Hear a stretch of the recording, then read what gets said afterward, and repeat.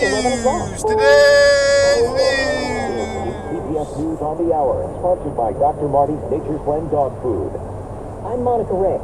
Former House Speaker Nancy Pelosi now among the growing rank-and-file Democrats endorsing Vice President Kamala Harris for president, now 24 hours following President Biden's decision to drop out. Harris praising Biden's accomplishments today from the White House. Joe Biden's legacy of accomplishment over the past 3 years is unmatched in modern history. Yes, you may clap.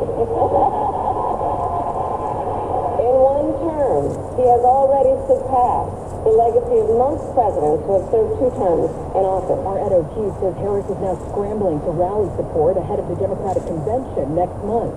She's got about a third of the delegates needed committed to her already, thanks to delegates from North Carolina, South Carolina, Tennessee, New Hampshire, Florida, and a handful of other states expected to say that whenever a roll call is held, they intend to vote en masse for the vice president. Harris is also putting together a short list of potential running mates that includes several governors. North Carolina's Roy Cooper is one of them. He talked about Harris's chances against Donald Trump on MSNBC. She is relatively young and strong and vigorous.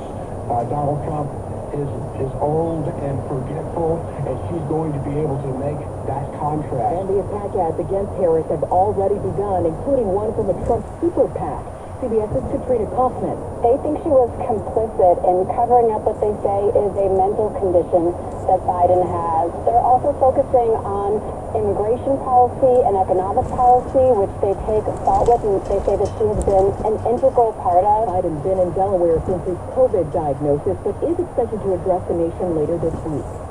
The head of Secret Service is in the hot seat today on Capitol Hill as she testifies about Trump's attempted assassination.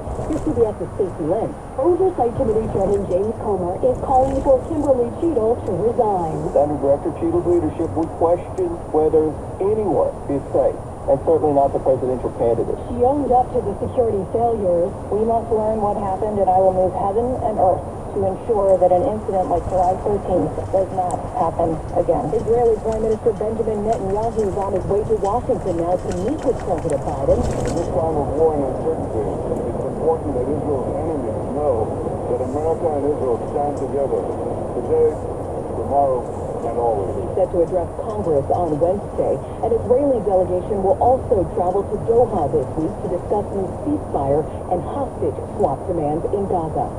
This is CBS News. Well, that's today's news. Today's news. I didn't hear any good news, did you?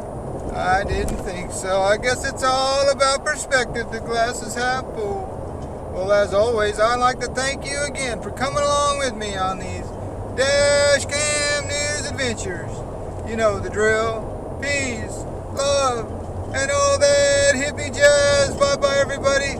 It's 78 degrees in Santa Rosa, California.